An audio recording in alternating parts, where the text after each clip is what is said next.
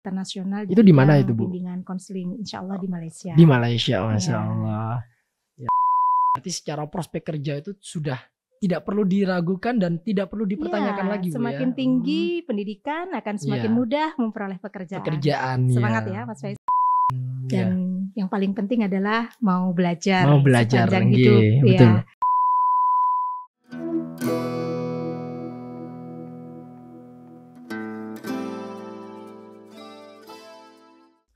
Halo Sobat FIP, berjumpa lagi dengan kami di podcast FIP UNESA, mengenal lebih dekat Fakultas Ilmu Pendidikan Universitas Negeri Surabaya. Sobat FIP, di sini pastinya saya tidak sendirian, di sini saya ditemani oleh bintang tamu kita yang sangat luar biasa, yaitu ada Profesor Dr. Najlah MPD. Halo Ibu, selamat siang Ibu. Selamat siang. Bagaimana ini Ibu kabarnya untuk hari ini? Alhamdulillah sehat Mas Faisal. Alhamdulillah. Mas Faisal bagaimana? Alhamdulillah juga baik ini Bu ya, malah tambah semangat kalau saya ini Bu ya. Sobat FIP, Ibu Profesor Dr. Najlah MPD ini selaku koordinator program studi, bimbingan dan konseling. Koordinator program studi S3 bimbingan dan konseling ya Sobat FIP. Betul nggak Bu? Betul. Betul ya. Ini untuk program studi S3 bimbingan dan konseling ini salah satu jurusan baru, program studi yang baru Bu ya. Ya. Betul. Tahun 2024 ini. Tahun 2024 nggih. Mahasiswa. Oh iya. Namun mungkin sebelum kita memulai podcast hari ini, mungkin kita jargon terlebih dahulu Bu ya, biar tambah semangat untuk Sobat FIP nih Bu ya. Jadi untuk jargonnya FIP UNESA handal selalu. FIP UNESA handal selalu. Baik, terima kasih. Semoga tetap bersemangat untuk teman-teman Sobat FIP. Ini Bu, kira-kira kalau kita melihat program studi dari S3 bimbingan dan konseling, ini kan termasuk program baru Bu ya. Kira-kira keunggulan dari program studi S3 bimbingan dan konseling ini apa Bu? Dan yang bisa membedakan antara kampus-kampus lainnya ini seperti apa Bu? Gitu. Ya, terima kasih. Keunggulan dari S3 bimbingan dan konseling adalah pada inovasi bimbingan dan konseling multibudaya dalam aspek spiritual dan disabilitas. Itu yang berbeda dari kampus-kampus yang lain. Oh ya. Kami fokus ke bimbingan dan konseling disabilitas dan bimbingan konseling spiritual. Spiritual, oh ya, sangat luar biasa ya Ibu ya. Jadi mungkin untuk Sobat FIP nih ya, yang terutama untuk warga bimbingan konseling ya, S1 bimbingan konseling atau teman-teman S2 dari bimbingan konseling, ketika nanti teman-teman itu mau melanjutkan ke jenjang yang lebih tinggi lagi, yaitu ke program studi S3 bimbingan dan konseling, jangan kemana-mana, langsung saja di FIP sendiri Bu ya, FIP UNESA. Nah, tadi terkait keunggulan kan sudah jelas Bu ya, bahwasannya pastinya setiap program studi itu memiliki keunggulan tersendiri. Nah, namun dari keunggulan yang sudah sangat luar biasa dari program studi S3 bimbingan dan konseling FIP UNESA ini Bu, kira-kira terkait rancangan kurikulum yang ada di jurusan program studi S3 bimbingan dan konseling itu apa Bu? Baik, untuk rancangan kurikulum transformatif di 2024 sampai 2028 kami sudah merancang ada 72 SKS. 72 SKS, iya. Dan meliputi mata kuliah institusi, spesialisasi wajib, mata kuliah pilihan, dan tugas akhir. Dan itu bisa ditempuh dalam 6 semester atau 3 tahun.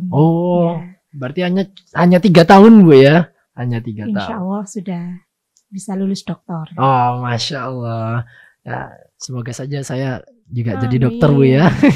Ibu doakan. Amin.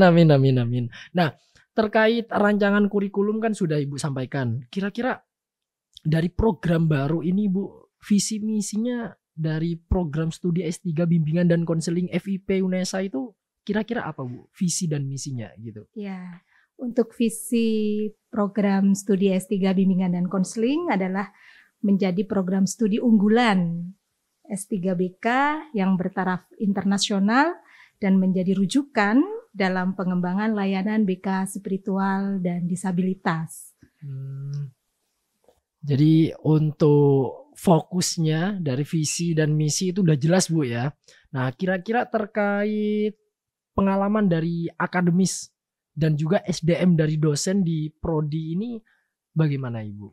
Ya, untuk pengalaman SDM dosen yang Oke. mengajar di S3 Bimbingan Konseling, di sini kami memiliki 5 profesor dan 9 doktor ya di Prodi Bimbingan dan Konseling, dan ini akan memberikan dukungan penuh untuk para mahasiswa di dalam mengerjakan perkuliahan baik disertasinya, dan mereka memiliki pengalaman-pengalaman internasional serta penelitian yang bertaraf internasional dan nasional. Jadi seperti Bapak Profesor Dr. Muhammad Nur Salim MSI, kemudian Profesor Dr. Budi Purwoko, Profesor Dr. Budianto, Profesor Dr. Endang Pujiastuti, dan juga 9 doktor, ada Dr. Retno Trihadiastuti, Dr. Elizabeth Kristiana, Dr. Ari Kusuma Dewi, Dr. Denok Setiawati, Dr. Titin Indah Pratiwi, Dr. Wiryo Nuryono, Dr. Evi Winingsi, Dr. Bahrudin Al-Habsyi, Dr. Aslin Wahyutri Ardianti. Semuanya akan menjadi penguat yang akan mendampingi para mahasiswa S3 BK untuk bisa lulus tepat waktu dan menjadi ilmuwan di bidang bimbingan dan konseling. Masya Allah, ini berarti keren-keren Bu ya. Jadi kalau bicara terkait pengalaman akademis maupun SDM dari dosen ini tidak perlu diragukan lagi Bu ya. Ada 5 profesor dan 9 doktor.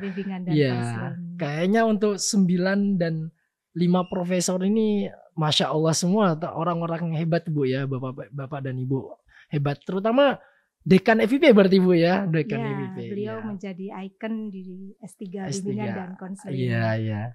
Jadi buat FIP, buat sobat FIP tanpa ragu-ragu kembali ya. Jadi untuk akademis dan pengalaman dari SDM dosen itu sudah tidak perlu diragukan kembali Bu ya.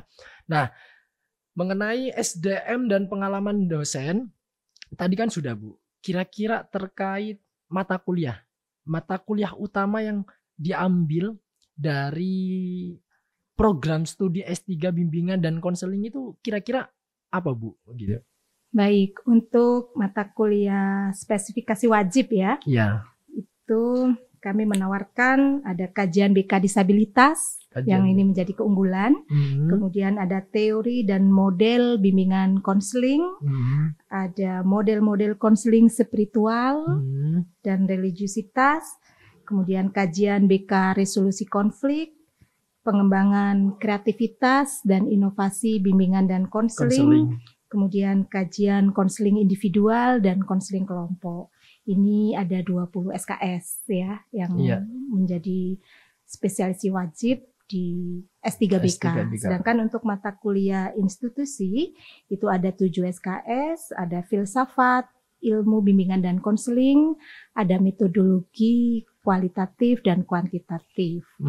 Sedangkan untuk pilihan ya bisa dipilih 3 mata kuliah yang kami tawarkan di sini, ada 5 mata kuliah, di antaranya kajian BK traumatik, kajian BK adiksi, kajian BK keluarga, kajian BK akuntabilitas, kajian psikologi spiritual. Dan untuk tugas akhir ada 28 SKS, diantaranya ada proposal, tugas akhir, 5 SKS, kemudian instrumen penelitian, publikasi, seminar hasil, dan tugas akhir disertasi 10 SKS. 10 SKS, baik Ibu. Nah, kira-kira terkait mahasiswanya nih Bu ya, ada nggak terkait kesempatan untuk melakukan penelitian atau proyek lapangan nih Bu? Ya, dari semester 1 ini kami mendorong mahasiswa untuk memiliki publikasi. Mereka akan mengikuti konferensi internasional yang akan berangkat di tahun 2025 insya Allah. dan sekarang mereka sudah proses untuk submit abstraknya. Itu konversi internasional Bu ya? Conference internasional. Itu di mana itu Bu? Bimbingan konseling, insya Allah di Malaysia. Di Malaysia, Masya Allah. Ya, itu secara offline berarti Bu ya? Ya, secara. Doanya. Oh iya, iya. Semoga ada dukungan ini ya. dari pihak universitas dan dari fakultas. Amin. Nah, terus ini Bu, pastinya yang selalu menjadi pertanyaan buat teman-teman pastinya terkait prospek karir dari lulusan S3 bimbingan dan konseling itu kira-kira seperti apa nih Bu ya? Ya, untuk lulusan kami di sini mentargetkan yang pertama menjadi ilmuwan ya. Menjadi ilmuwan dalam bimbingan dan konseling. Konseling ya, ilmuwan. Ya, karena di S3 ini mereka akan membuat disertasi expert di satu bidang keilmuan yang didukung oleh promotor dan co-promotor. Kemudian yang kedua menjadi dosen tentunya. Menjadi dosen di perguruan tinggi baik negeri maupun di swasta. Kemudian menjadi konsultan BK yang diharapkan mereka bisa menjadi pemikir yang memberikan rekomendasi yang realistik untuk satuan pendidikan maupun di masyarakat gitu ya. Kemudian jadi peneliti utama. Karena kami bekali mereka dengan metodologi riset, kemudian kemampuan untuk pedagogi dan juga keilmuan bimbingan dan konseling. Dari apa yang disampaikan Ibu ini, saya ini Bu, kepengen jadi dokter malah.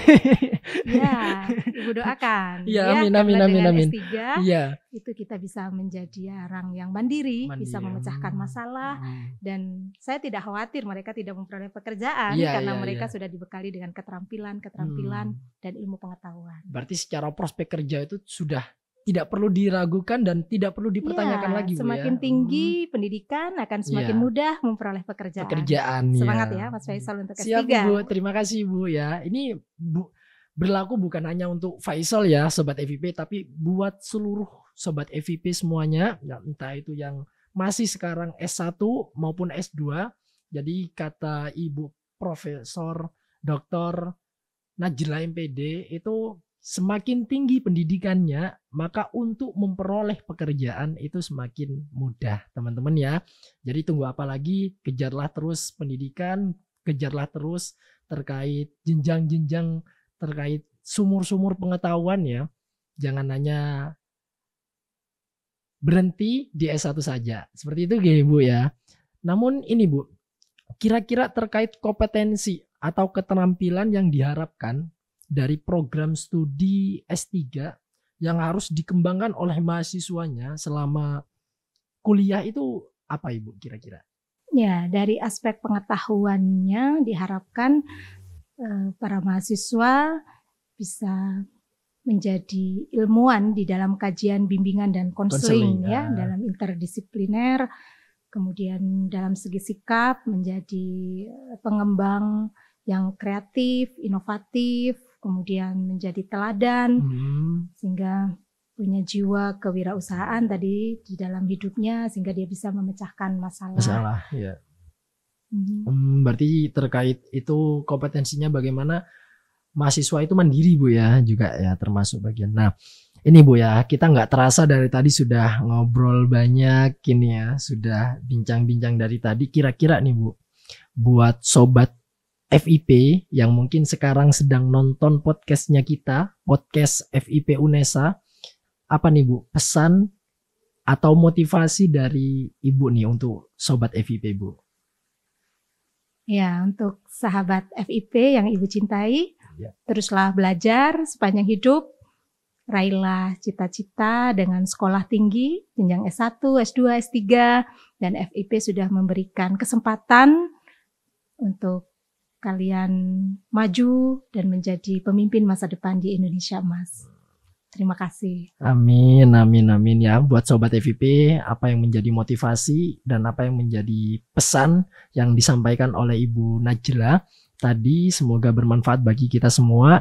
Mungkin ini Bu, terkait teman-teman yang mau ngelanjutin S3 nih, mungkin ada motivasi juga nih Bu, terutama untuk teman-teman yang ingin masuk di program studi S3 bimbingan dan konseling nih Bu. Seperti apa nih Bu?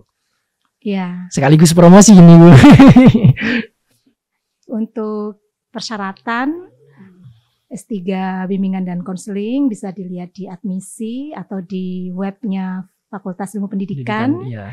di S3 BK FIP. Yang perlu dipersiapkan adalah kemampuan bahasa Inggris, kemudian juga lulus dari jenjang S2, tidak harus bimbingan dan konseling ya, bisa dari berbagai jurusan yang ingin mengembangkan peminatan kepada bimbingan dan konseling, bisa memenuhi syarat-syarat untuk masuk di S3. Dan yang paling penting adalah mau belajar sepanjang hidup betul. Ya. Karena dengan semangat itu nanti bisa menemukan cita-citanya dan mimpinya. Akan berusaha sendiri ya. Iya. Betul.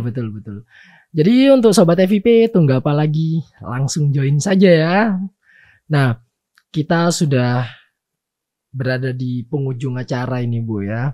Jadi saya sampaikan terima kasih kepada Sobat FIP yang mungkin sampai detik ini dan sampai saat ini masih menonton podcastnya kami. Dan juga kami sampaikan terima kasih yang sangat luar biasa kepada Ibu Profesor Dr. Najila MPD yang memotivasi dan sharing-sharing di podcast FIP UNESA. Untuk hari ini semoga apa yang disampaikan oleh Ibu Najila itu menjadi pengetahuan baru untuk kita, bisa memotivasi kita dan bisa membuat kita terus belajar lagi, belajar dan terus belajar. Dan untuk teman-teman mahasiswa yang mungkin kepo mengenai program studi yang ada di fakultas, mulai dari program studi S1, S2 maupun S3, jangan lupa tonton terus di podcast FIP UNESA. Karena setiap hari Kamis akan tayang di channel YouTube podcast FIP UNESA. Jadi tunggu apa lagi? Jangan lupa like, comment, share, and subscribe. Jadi itu saja yang mungkin podcast kita hari ini. Sebelum kita akhiri mungkin kita jargon terlebih dahulu Bu ya. Ya. FIP UNESA handal selalu. Baik, terima kasih. Sampai jumpa di lain waktu. Bye.